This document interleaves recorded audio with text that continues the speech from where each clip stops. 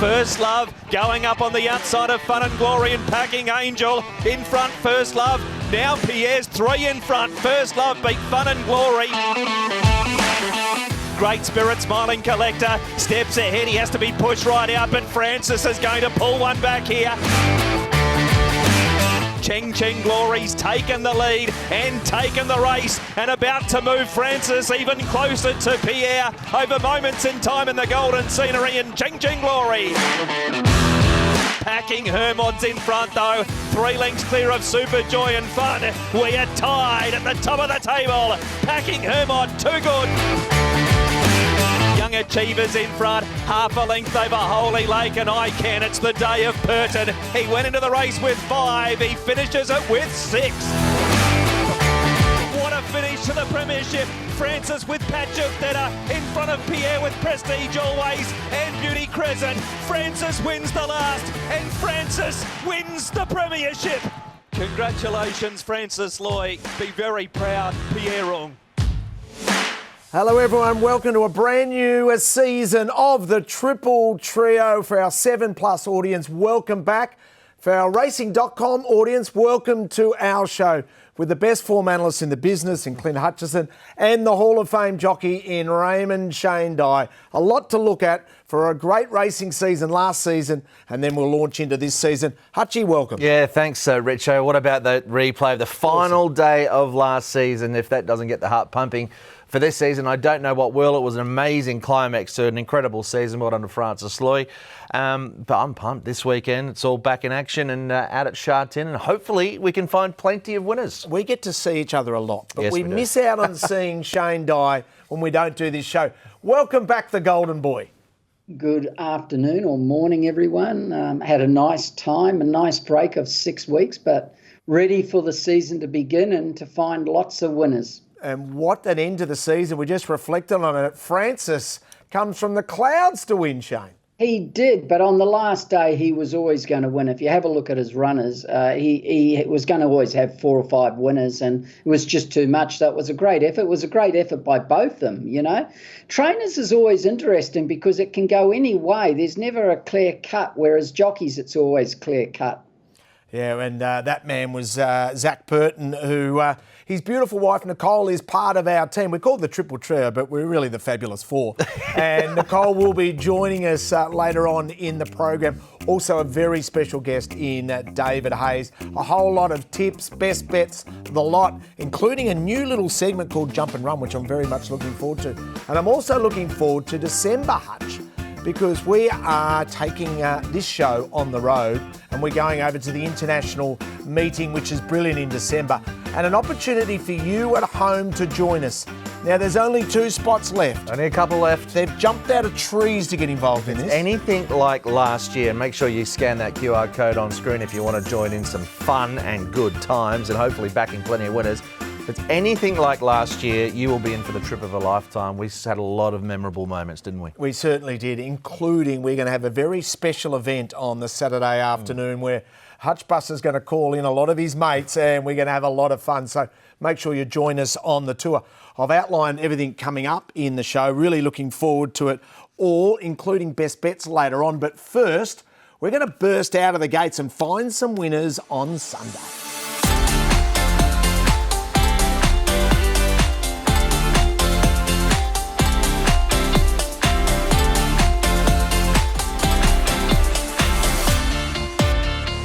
And on Sunday, we start in style, Hutch. Let's go fast forward to race number 3, which for the last 2 years has produced a Group 1 winner, if you don't mind. It's always a good race, the HKIR Chief Executives Cup. And this year, well, this is my market. I've got Ying Rising. He may well be odds on or close to it on the day because he's the rising star, having won 5 of 7 last season. I got him at $2.45 in my early price. Beauty Waves, $3.75, and then Flying Ace and Packing Treadmill. But it's a handicap. Obviously, it's a Class 1. We don't often see the absolute top liners in the race. But Shane, this is a trial from Ying Rising, and he certainly went very well in the trial. He wasn't really put under any pressure, and gee, looks like he's the real deal.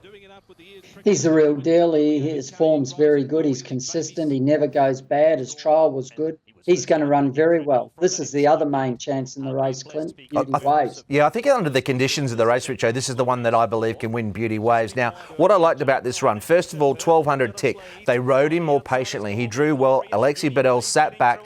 His closing sectionals were outstanding, and he wasn't just a 1,000-metre Happy Valley horse. He went to Charts and he beat a short prize favourite. And I love the way he quickened up. That race rated well on my figures, Shane. And I think if he can produce that figure, and I think he will with the weight that he's got to carry on the weekend, he'll be pretty hard to beat. Well, he's had a trial over 1,200 on the dirt, and I think he ran 1,997 under a hold. That was an extremely good trial. From gate 2, he's going to get a beautiful run behind with 115 pounds, which is nothing. The other horses, gate 7, might have to work a bit. He's got 135. I've actually got him on top because of the weight difference, Clint. Yeah, I think the weight is a huge thing, as we've seen in seasons gone by. And as well, Richo, he run up until the last meeting of last season. He's got that residual fitness. Now, in that replay, we had Packing Treadmill, 3 from 3 fresh. He's a very good horse. I might shorten him in a little bit closer to the time once there's some liquidity in the market. Superb Capitalist. You'd imagine he'll go forward, Shane, Superb Capitalist, and try and make every post a winner. There's a bit of pressure in this race. Well, it all depends how he jumps, Superb Capitalist, because 50-50, he misses the jump half the time, so you don't know. But he looks like leading. Of course, the 1,000-metre horse, what's he called, Baby Crystal, will be going forward. Harmony and Blessed will probably try and lead from gate 10, I would say. And that's why Beauty Waves, with only 115, will be sitting in behind, getting a cosy run. Doesn't have to work. The other horse could have to work a little bit early, the favourite, Ying Rising. So it's an interesting race, but Beauty Waves is going to definitely get the right run, Clint. And it's interesting, Shane mentioned weights, and weights and measures in this race we've seen in recent years have been really, really important because last year Victor the winner over Lucky Swain S, and Lucky Swain S the year before over Skyfield. So interesting. So 10 of 27 have carried 115 pounds or less. So Ying Rising with 135 has a huge task. Yeah, history against him. 63% basically carrying 119 pounds. I know it feels a little bit like going back in time with the pounds factor. What's 119 pounds, Shane? What is that, about 53 and a half kilos or something? 53 and a bit, I think. Yeah, 53 and a half or something, 54, just under.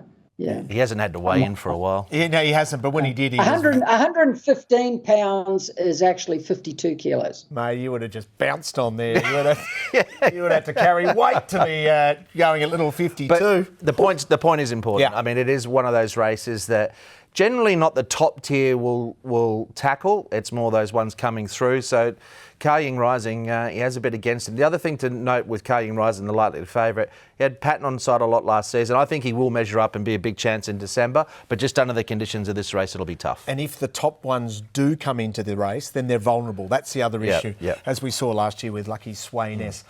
Race number 4.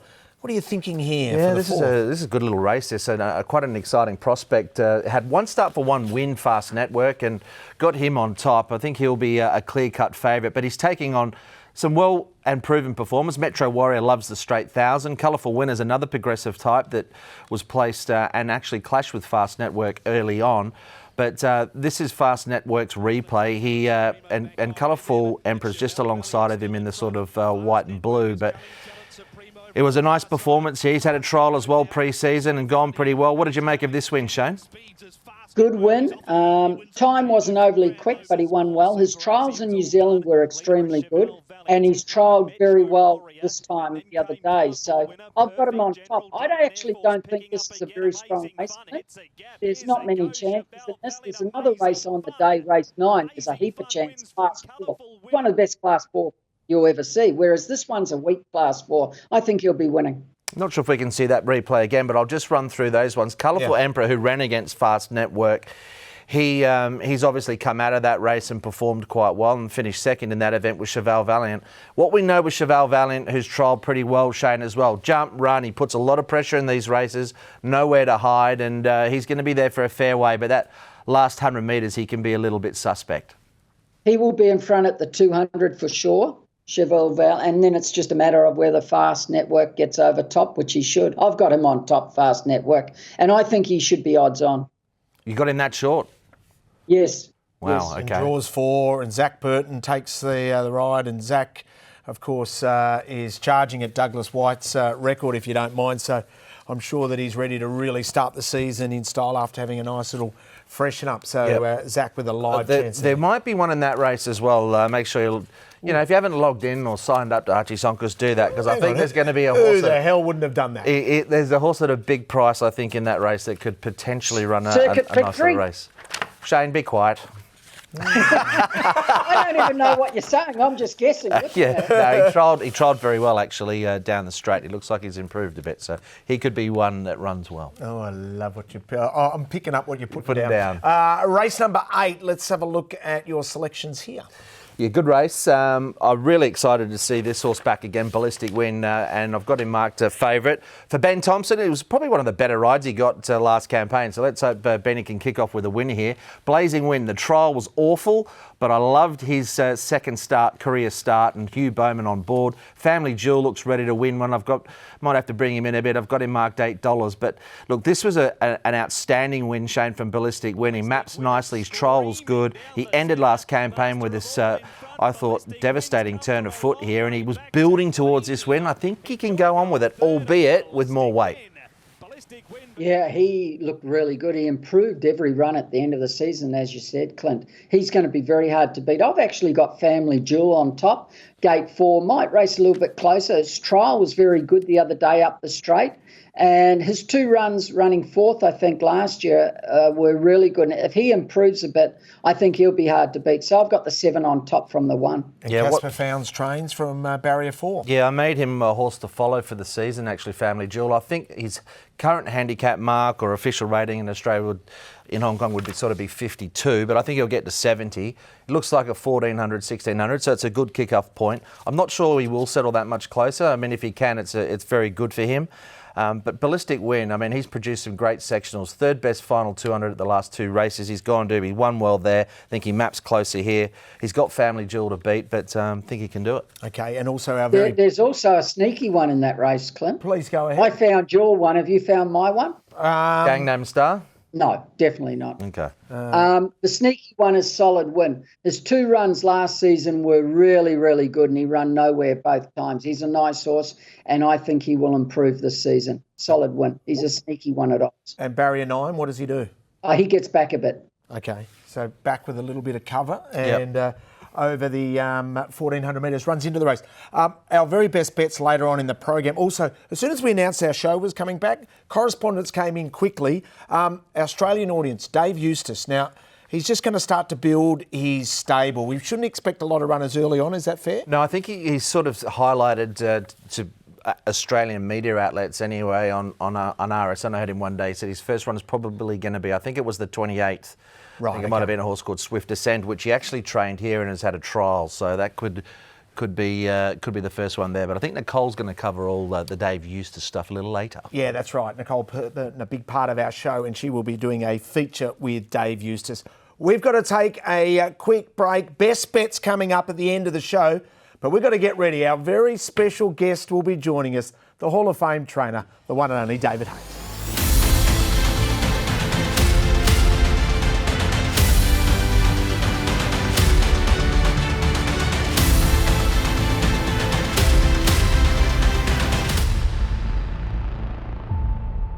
Our first star power guest for the season, we are starting in style. Hutchi, a great personality, an incredible trainer, both in Australia and also in Hong Kong. He's a Hall of Famer in Australia. His name is the one and only David Hayes, who joins us now. Hayes, always an absolute pleasure to see you. How are you? Yeah, great to be on the show, Richo. Fantastic. How do you reflect on last season with 47 winners? I was pretty happy. Towards the end of the season, I thought the track was getting a bit tired, and I thought I would save a few horses for this year. So hopefully the plan works. But I was particularly happy because I actually only had 48 horses and ended up with 47 winners. This year I'm starting with 65, so I hope to do a bit better. Yeah, well, you had a great season and your horse is really consistent. Just before we touch on some of the ones on the weekend and what's ahead, David, you had a horse, unfortunately, have to leave Hong Kong, a horse by the name of Global Harmony, who he looked like he could be anything for you. Is he back with the boys in Australia now? Yes, and I was watching him in the off season, and the dirty rotten mongrel hasn't put a foot wrong, but he just refused to go out on the track here. And then when we got him out on the track, he refused to jump. But he's an incredible talent. I definitely would tell if they get him to the races, he's a Group 1 horse. He ran on Group 1 days going through the classes here, and he would run better sectionals and better data than the Golden 60 and things. So a superstar, but he just wouldn't run here. He gave up. Do you know when he has a run in Australia? Oh, look, he's got to pass 5 trials in Australia. So he's got a bit to do. So I just wouldn't worry much watching him for the first 4 or 3 trials. But if he starts trialling well in trial 4 and 5, maybe Cup week, he could be running, Shane. Oh, that sounds nice. Oh, hello. There we go. Suddenly you got us excited, Hazy. Just quickly, for our Australian audience, Little Bros, a Group 1 winning horse here in Australia, just went amiss in Hong Kong? Yeah, he ruptured a tendon. So you can bow a tendon, which is sometimes you can come back from that. But rupture is almost like a broken leg. Oh. And he's been retired. He'll be sent home probably in a month's time. And there's 4 or 5 studs in contact with us. So he'll definitely be standing in Australia or New Zealand. We'll just decide where, probably in 2 months when he gets back to Australia. But it was a really frustrating. His last run was excellent. And I thought he was a definite potential Class 1 sprinter miler, upper class horse in Hong Kong. So to have Global Harmony refuse to run and him break down, it was very frustrating because they were 2 of my best horses. And before we look at all your runners this weekend coming up, Mr. Brightside, have you convinced the boys the Champions Mile on international days to go, is it? Surely. The problem with the December meeting is the autumn in Australia is so big. When I was in Australia, the autumn races were $1 million or $2 million. Now they're $4 million and $5 million. And if you come to Hong Kong, it may jeopardise the autumn for the horse. I would love him to come to Hong Kong, but it would probably be in the Champions Day at the end of the season, not so the autumn will get taken out. So that's in late April, early May, yeah. Mm. Yes, I would say if he was to travel, that's where he'd go. And I'd love to see him up here because he's such a consistent horse. And maybe Golden 60 days are past him. So, to come up here to take Golden 60 on and miss the autumn wasn't very smart, I don't think. Yeah. Well, you've come out swinging this weekend, David. You got a stack of runners. We're going to put the graphic up of everything that you've got out there on the weekend. Before we get into what you like the most, let's talk about Ying Rising in a race where is the feature race, the Chief Executives Cup. Gee, looks an exciting prospect. You mentioned that Global Harmony looks like a potential Group 1 prospect. This guy, you'd have to think the same. Yes, Hutch, you can't do much more than he's done. I think he's in the top 3 horses to start from 52 and end up at 100 and whatever rating he is, 111. Yep. In 6 months. So it's pretty special. And he beat international Group 1 winners with a lightweight last start. He's stronger.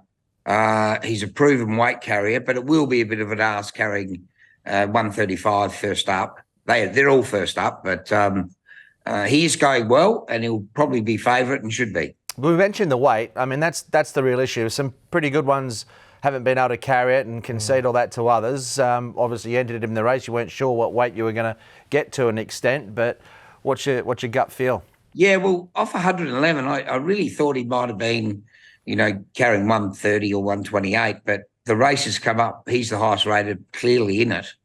And if he does win, I think he's the first horse in 25 years to carry top weight in this race, 135. So that'll be a nice tick if he does. Yeah, Shane, it's a big task for him though, isn't it? Well, it is. The 20 pounds is a lot of weight, and Beauty Waves on his last win last season is a very nice horse. He's one horse that could go to the next stage. If you have a look at all those good horses, like Clint said before, that have won with 115, they go on to be Group 1 horses normally. So it's pretty hard giving them 20 pounds. David, outside of that, I mean, the main target, obviously, from this race, you'll presumably just, put him on a path towards the sprint in December? Yeah, he probably won't run for 6 weeks. And then the plan is to go into the December race on his 4th run. And then I don't want to race him too much and too often because I'm hoping he can stretch out with a horse Shane would remember, like Charming City, for the Mile Classic 4-year-old race. Oh, good. Well, that's a good lead. Hey, on the day as well, David, some of your other runners, is there much else there that we should be taking note of? I would say the horse that's probably trialled the best is Mastermind. Blinkers on? He's got blinkers on for the first time. Tricky gait, but gee, works like a horse that'll win in the better classes. You agree with that, Shane? Yeah, he's got a very good chance. That's actually the best race of the day, race 9. It's a lot of very nice horses. It's a very, very strong Class 4. It's really like a Class 3 race, David. But he goes well. His trial was very good. But you've got horses like King Elite run well. First Love won well. And there's a couple of others, Giovanna or whatever it is. Giovanna, yeah. Go well in that race. I think there's lots. Four or five winners out of that replay that we showed as well. He comes, if he can run up to that sort of mark, David, he'd be hard to beat. I thought so, Clint. I reckon he's going as well or better than last season. So I'm hoping he's a horse, not just this weekend, but maybe one for the Triple Trio crew to follow. Oh, okay. Well, we'll be there doing... you go. Note that one down, Richard. Yeah, no, that's Write already, it down. I've already highlighted it, Hutch, as you can see. I've put a little asterisk next to it, if you don't Very mind. good. Your other role, of course, as being sort of the patriarch of all trainers there now. Young men arrive over to Hong Kong. They need a mentor. Dave Eustace has arrived now. You've taken him under your wing like you did Jamie Richards and others? Look, Dave will do very well up here. He's got the right temperament. And, he, I think, with what he did with Kieran in Australia is exceptional. And the only thing I'm worried about is his golf swing's a little bit too good for what I like. Oh, really? So I'll take that as a no. He's not coming under your wing. He's too good. Did you introduce him to a typhoon night, David? Sorry, Shane, what did you say? Did you introduce him to a typhoon night? What happens when it's typhoon and you have to lock yourself away with a few bottles of whiskey or something? Look, he's a bit young for that. Not seasoned enough. Maybe we'll let him do that in the 3rd season. Yeah, he might need a couple of preparations. Hey, David, you must be talking of youth. Your boys are doing incredibly well. You must be so proud. I must say I am. They really place their horses well, and the market tells you that they're going well because their horses, when they started trading, were 20-1 shots, and now they're 4 and 5-1 shots, and they're putting their runs, they're running to market expectations, and it's just great to see because when they started, our hotel Euroa was at 30%, and now they're pretty well full, so they've done a great job. We're about to look at some... David. Shane. Sorry, David, this isn't for you, but the way they speak on TV is a credit to Prue. They come across so well, and I'm not just saying that for the sake of saying it. When I say something, I mean it. They come across TV, such really nice young men. It's a credit to you and Prue. Oh, thank you, Shane. Yeah, she fluked me. We're about to show some vision, Hazy, with Nicole Purton, with this running race amongst all the trainers. You've seen Karis Teeton. Now, we know that in a previous life you were one of Australia's great athletes. Surely, how many metres head start would you give him and beat him? Look, I don't think they would allow the race to happen. 2 strides you'd take, wouldn't you? You're a bit of a long strider, Hazy. I'd run past them. But you have been known to race at the Jockey Club before, other trainers, haven't you? Wasn't there you and Bianca or something years ago, a race? Yeah, there was. We had a race when I was more Jamie Eustace's age, and Eustace and Richard's age, but Biancon, myself, Casper Founds, who was very young, and someone else, but seriously, it was over in 10 metres. Yeah, I was there that morning and Bianco snapped her hamstring in 2 strides and had to be carried off the course. It was pretty entertaining, David. That's the pressure that Hazy puts him under. Yeah, exactly. Oh, it's great stuff, isn't it? It's a traditional part of the build-up towards the first meeting. Dave, we always have to start every season with you as our first guest because I think you just set the tone perfectly for what's going to be an amazing season. 47 last season. What's success for you this season? Well, I had 47 with 48 horses, and this season I've got probably by the time I'll average about 65. So if I get 65 plus, I'll be extremely happy. Oh, sounds awesome, mate. Thanks as always for being our very special guest. Thank you, guys. Brilliant stuff, and good luck for a great season. The one and only David Hayes. Well, was one star power guest to another. The fourth member of our team joins us on the other side, Nicole Purton.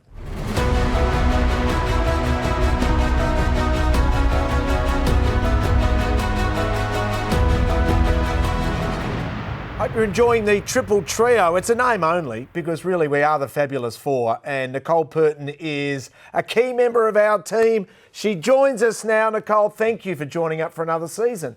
Hi guys, I've missed you. It's nice to be back. How exciting is it for the lead up to this season? It is very exciting, and trust me, we have missed you, but we feel like, Hutch, we've been following Nicole throughout. I tell you what, in another life, I want to come back as an IOC member or a Cash or Roxy Purton, if you don't mind. What a life they have. I must admit, like, I do have a few friends who always text me and they're like, oh, we wish we were your children. But we had such a nice off season. It was just really nice family time. And I would like to think my children enjoyed the holiday that we put on for them, but Zach and I certainly did. And most importantly, is Zach nice and refreshed? He is. He's come back raring to go. He's really fit. I was on the fitness regime with him until I had a bit of an accident last week. I got attacked by a boat. I got hit in the head with a wake surfboard. But no, he's ready to go. I think all the boys are really excited. Everyone seems really excited for this season, actually. Yeah, very much looking forward. It's going to be fantastic. Hey, quickly, what are we hearing about Golden 60? So, Richo, I must admit I'm usually pretty good with the goss around the tin, but the connections are remaining pretty tight-lipped about the potential retirement announcement.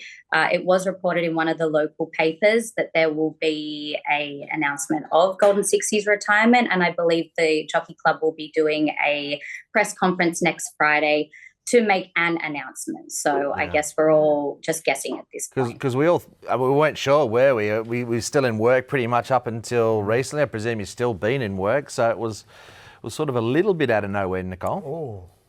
Yeah, and look, at the end of the day, it is going to be really sad when it does come that time that he is no longer racing in Hong Kong for the fans and for everyone who's directly involved. But then, you know, with every retirement of a champion, it gives space for, you know, the new boys on the block. And I guess, you know, if it is announced that he's retiring, I guess it might make Vincent Ho's decision a bit easier, because I have heard that Galaxy Patch will be working towards the Hong Kong Mile in December. Right. Oh, okay, that's interesting. Shane, what are you hearing about Golden 60? And if it's true, how do you reflect on the champ? Only what I read in the papers, so I've got no idea. How do I reflect on him? He was a champion. He was an amazing horse. He had a great turn of foot, and he was just the perfect racehorse. He was a superstar, one of my favourites of all time. And it was part of a day in December that we will never ever forget. Yeah. And Shane actually on this show chatting to Vincent saying, whatever you do, get him down the straight so the whole crowd can appreciate him. Yep. That was a masterstroke. Yeah, it was. And I think, you know, recognising that champ, they're going to look back very fondly. He is a good case to be made, Nicole. He's the best ever. He is. But even on that, Richo, like, I remember standing watching the race, and of course, you know, you want your own horse to win. But when he did hit the front in that race, you know, I looked to my left, and the jockeys who didn't have rides in the race, they were hanging out the window of the jockeys room cheering him on. Like, it was a special moment. Nicole, Carnival catch up for you. Lead us in. Yeah, so I headed down to Jamie Richards' Bison, first of all, and I caught up with a few of the jockeys to find out about their expectations leading into this racing season.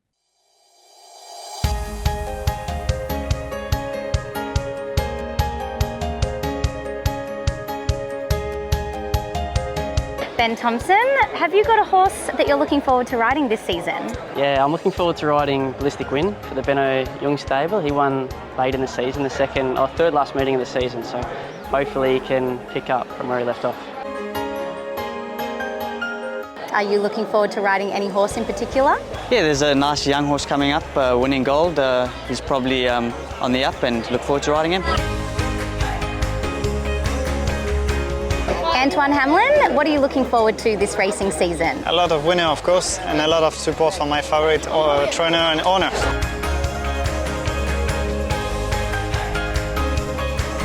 Hopefully a little feature race or a big feature. I'll take any. But that and probably improving on last season.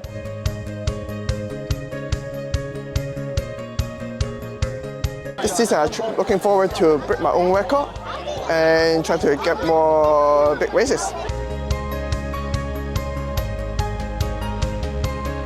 Lyle, which horse are you most looking forward to riding this year? Nicole, I was hoping you wouldn't ask because whatever I say, Zach's probably going to try and take my horse. No, but in all seriousness, I really like a horse called Karate Express who ran in the Griffins last season, and I think he's got a bright future ahead of him.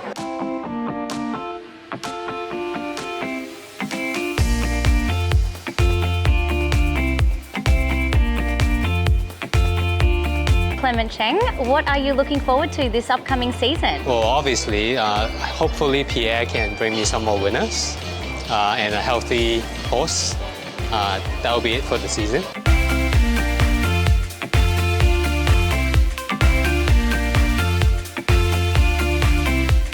We also have a couple new horses coming in, so looking forward to that. Some have apparently some potential, and I've got one with the new trainer, David Eustace. And I'm excited to see how he goes, young buck in Hong Kong, ready to give it a go.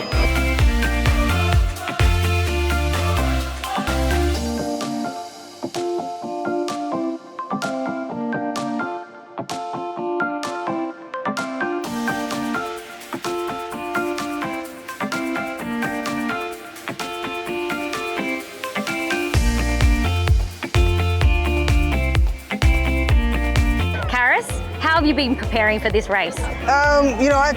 It's been going good. Had a good holiday. My legs are fresh, so it was a good sprint today. And who was your partner again? Ellis. He was pretty good. He ran very well. Yeah. Well done. Thank you. And I could say something to you. As chief, it's you. Yeah. Zach is 7-time Hong Kong champion. And now it's my first time winning this race, so he might be watch out. I might be coming back. You can feel these. These are heavy ones.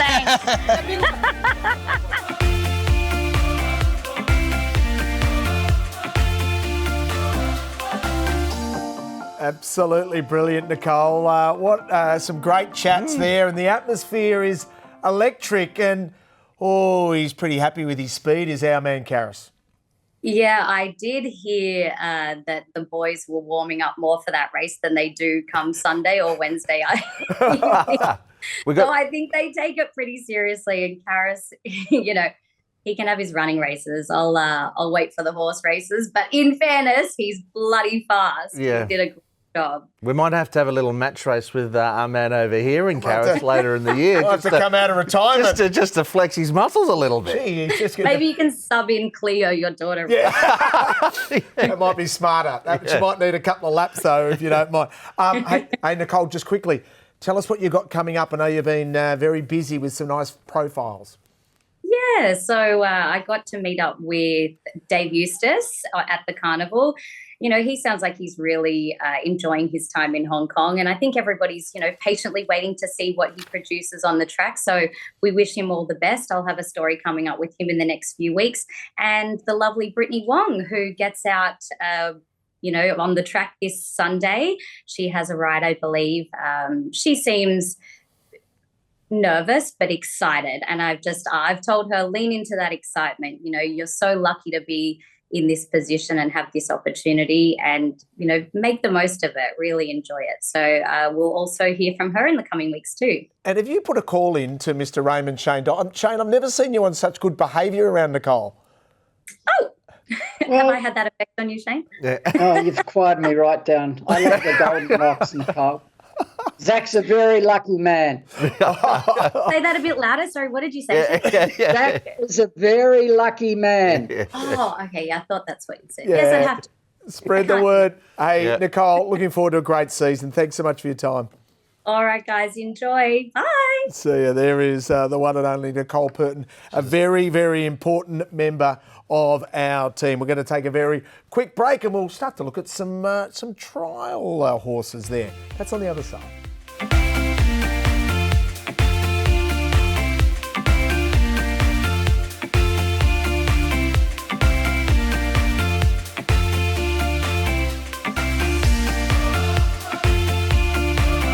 Your eye on from a form file point of view, Hutch? Yeah, there's a couple of nice trials. They have a big set of trials at Sha Tin on a Saturday night before the season, about a week before the season starts. And there's two horses in particular that I want to concentrate on. And they've both got a bit of a Victorian connection, actually. Magic Control, formerly Archo Nacho, and Packing Turbine, who was with Liam Howley, was called Yahoo Bar and only had a couple of starts. Now is with Pierre Rung. Now, Jamie Richards bought Archo Nacho up, and hadn't he had the one start at Happy Valley on a deteriorating track. Of course, this is the trial that we showed with Ying Rising. But Archo Nacho, look out. This was a much, much better piece of work from him. I think he went really well. Packing Turbine's one that caught my eye. He looks like a nice progressive type. He wasn't really put under a lot of pressure here, and I loved his piece of work. He only had a couple of starts. I think he won at Sandown for Liam Howley, and he stretched through the line pretty well. But those were two in particular, Richo, that I really liked. And from Packing Turbine, what sort of trip you got in store for him? It's interesting because I look at the pedigree with him, and we always use this as a bit of a lead, Group 1 Goldmine. Fantastic website. Make sure you use it if you want to have anything to do with pedigrees, including purchasing horses. But this guy, what the Group 1 Goldmine analytics tell us is that this horse might well be a Derby-type prospect. Of course, he's got that high chaparral line with big bubbles over the 1,600 to 2,000 mark. I think he can win at 1,200. He won at 1,200 in Australia fresh up. But as we see him develop through the season, this is a horse that is going to get over a bit of ground, I think. And those owners, Shane, you'll know them, they usually buy good horses, and they've always got a good one going around. They might have another one here with Packing Turbine. Trialled well. I actually don't really do the trial form. I just do the race form and then watch the trials as the horses are racing. So it's hard for me to spot one in the trials early on. Even if they're coming off this 6-week break, Shane, so you still just look back at their previous racing? No. I watch their trials if they're racing, but I don't watch the trials for the future. Right.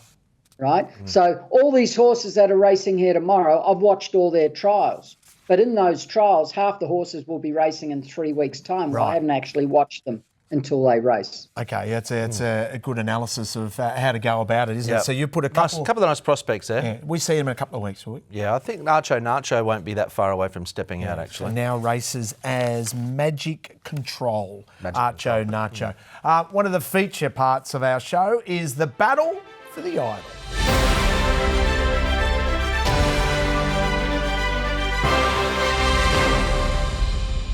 And it is racing's highest individual honour. There's no doubting that. Shane Dye, the Golden Boy, the Hall of Famer, assesses the rides from each and every week. Shane, tell us how this works. I just watch replays. Normally it's the first take of watching. Well, actually, it's not watching replays, it's watching it live.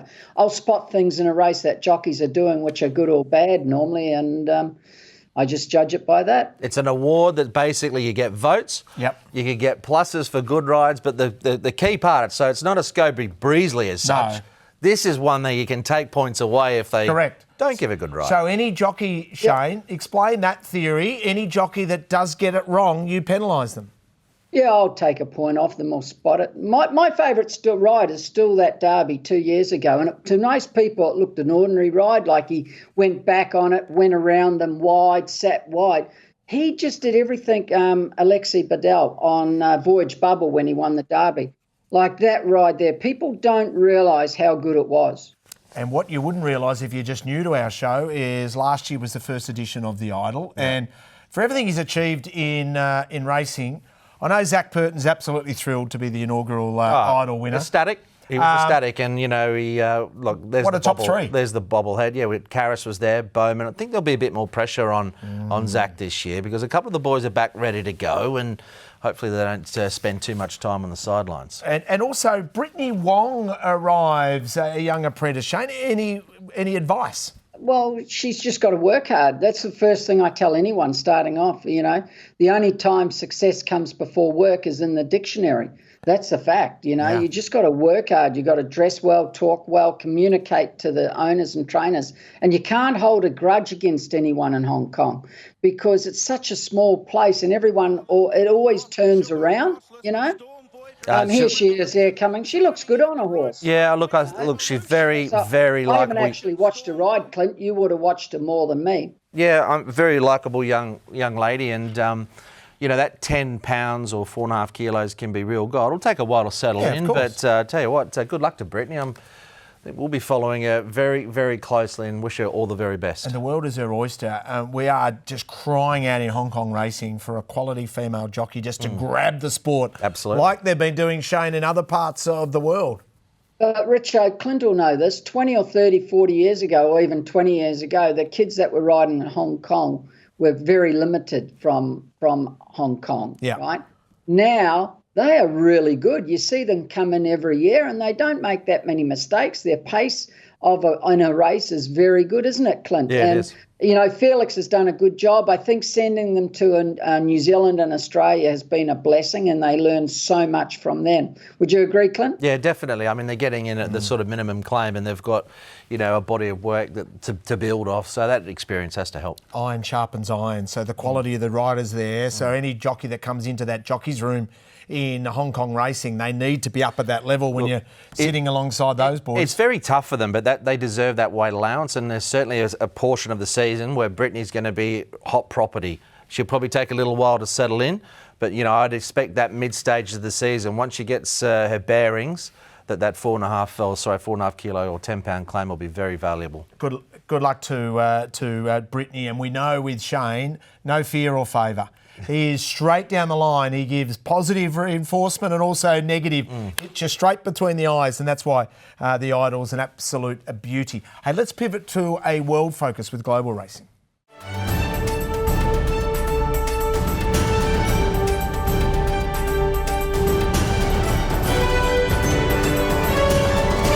Well, the big wave that's happening in world racing is the World Pool. It's absolutely brilliant. And there's selected World Pool meetings coming up. Some are in Australia, some around the world. And an opportunity for the Hong Kong punters to bet in and add so much liquidity into the local totes. In Australia, next week, the Mackay Diva Stakes Day at fabulous Flemington, races 7 through to 9. I mean, RS Champion Stakes Day in the Ledger as well. And then back to Australia for the King Charles III, which is Everest Day, of course. And also Caulfield Cup Day. What a day that is in Australian racing. And then you can bet all throughout the day and then into British Champions Day at Ascot, on normally a rain-affected track. It's an absolute beauty. We've got Derby Day. We go to Germany. And also we go to Argentina. It is a brilliant Hutch. Yeah, single race from Argentina, so that'll be interesting. Yeah, but good to see some representation there in Victoria as well. Derby Day.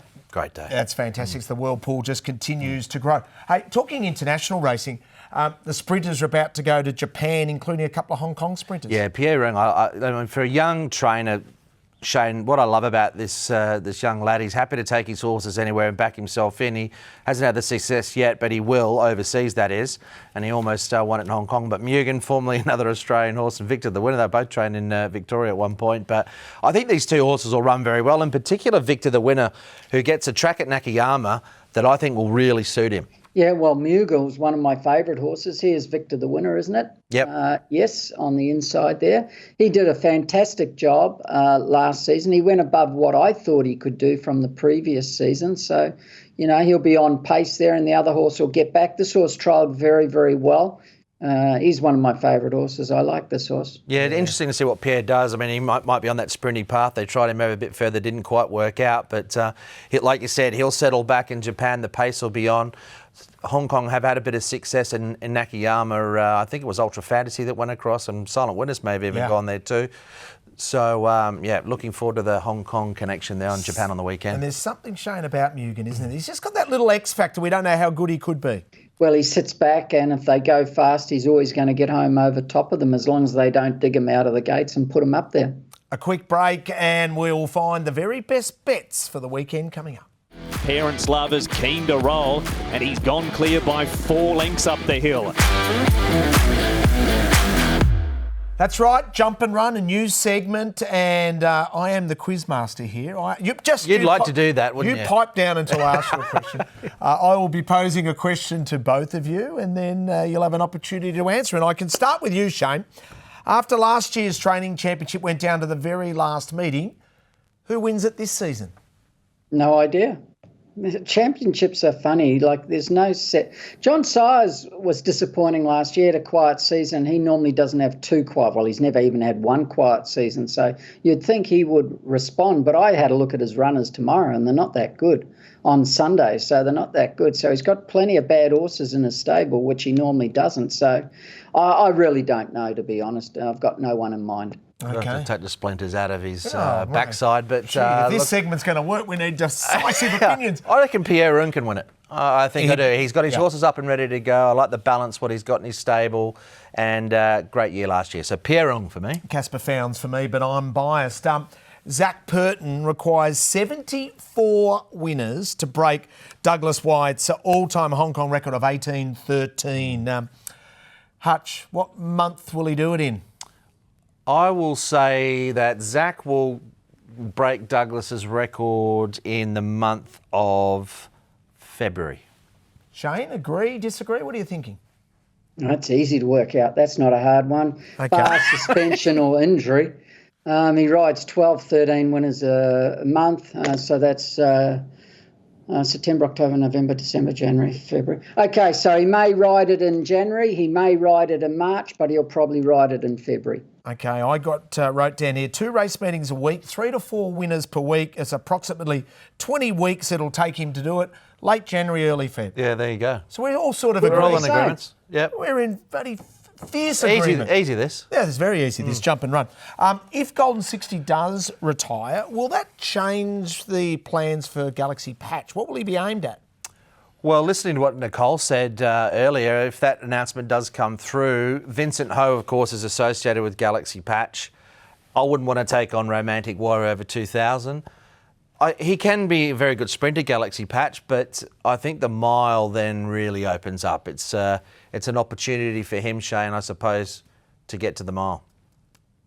Well, suits him a lot better. It makes it a lot easier. The best horse is gone. He's retired. So, yeah, I'd say he would definitely be in the mile Galaxy Patch. I mean, their option is to go to the 2000 and take on Romantic Warrior. And the one thing I'll say with Pierre, he's not frightened usually of tackling who he's got to tackle, whoever it may be. But, yeah, I think it'd be the obvious, but the Hong Kong mile will be the go. Okay, forget Karis Teaton and forget David Hayes. Shane Dye or Clint Hutchison over 50 metres on Sha Tin in a running race. Who wins? No, Shane would have me well and truly covered. Is that true, Shane? No, I'd back Clint and pull up. Favourite. Too clever. Too good. He is just too good. That's jump and run. Hey, don't forget also the Triple Trio Tour. It's an opportunity for you at home to possibly get involved and win your way onto this tour. Here's how you do it. Scan that code. You can win a place on Hutchi's Honkers and the Triple Trios Tour to Hong Kong International Races 2024, of course, in December. Now, this is worth $8,000 for one person. It's unbelievable. How do you do it? Link to your favourite episode of the Triple Trio and 7+ or at YouTube. Tag at Hutchi's Honkers. Tag hashtag the Triple Trio Tour. Randomly, we will pluck out one that's been absolutely outstanding. Full T's and C's on hutcheshonkers.com. So that's for people in Victoria, New South Wales or Queensland. Yep. Get involved. Get involved. Get involved, please. Yep. Come along on this Great tour. trip. Trust me. And we're going to unleash Shane on a couple of occasions. And Shane, I know What's you're your looking forward to favourite, Clint? Sorry? What was your favourite episode? I thought the Danny Shum one when Nicole interviewed him regarding the difficulty that he had with Romantic Warrior. I think that was the pick. It seems a simple question, Shane. Yes, I think the one with Alberto Rispoli before that was so funny about Gerard. And I thought the one that was very interesting was Gary Stevens. He's excellent, Gary Stevens. He was fantastic. I mean, the champagne. The relationship that they have with RS Dye, he just brings out some incredible guests, and we'll continue to do that throughout this season. Hey, let's find you a best bet somewhere around Shatin. All-important best bets. Hutch, lead away. We are hoping to kick off where we left off last season. So, they're here, the better plays for the day. I think Beauty Waves looks the best on the card, and hopefully we get the right price. Like I said, it won't be easy to beat Ying Rising, but have him, Beauty Waves, in a Quinella with him, and of course, Flying Ace. Now, outside of that, my next best will be Benny Thompson. He rides Ballistic Win. I think there's a good Quinella option in that race as well. Should be potentially. I don't think there's many chances in that race actually. So I think hopefully we can nail those two best down. Okay, race 3, the 8 with the Q8 roving with 1 and 2, and race 8, the 1 with the Q1 with 6 and 7. Golden Boy. I'll go in the first with Zach on. Raced well, very, very, very well end of last season. I think he had 4 or 5 placings on end. Come back, he trialled all right the other day. It's not a strong Class 5. I think he gets his chance. And I also think Fast Network will win in race 4. So there's a couple. Okay, so race 1, number 8, and also race 4, number 1, Fast Network, if you don't mind. So that's the way that our team is playing today. So you can get involved in races 1, 3 and 8 with great confidence, and of course an opportunity to jump online and join HUTCHI'S Honkers. It's very easy to play, and the results are absolutely outstanding. This was our reflection from a fair few seasons, so there is full data. Yeah, that's since the inception, 614 best bets. We've been going okay. It was a tough year last year. We were a little bit down last season, but we will bounce back this term. We had a fantastic season the season prior, so make sure you get involved. Every race is priced, selections and strategies all involved. Just a little 14% profit on turnover, if you don't mind. That's huge. Simple. That's huge, 14%. That's really good. Simple as that. Don't get that in the bank, Richo. You certainly don't, Golden Boy. This is going to be some sort of a season, mate. We're very much looking forward to it. I am too. I can't wait. There we have it. And December, of course, everyone. Make sure you jump on a chance to come and hang out with all of us. Thanks, Richo. Yeah, let's do it all again. Thank you to David Hayes, our very special guest. There is the Triple Trio Week 1. Hey, for our racing.com audience, thanks for joining us.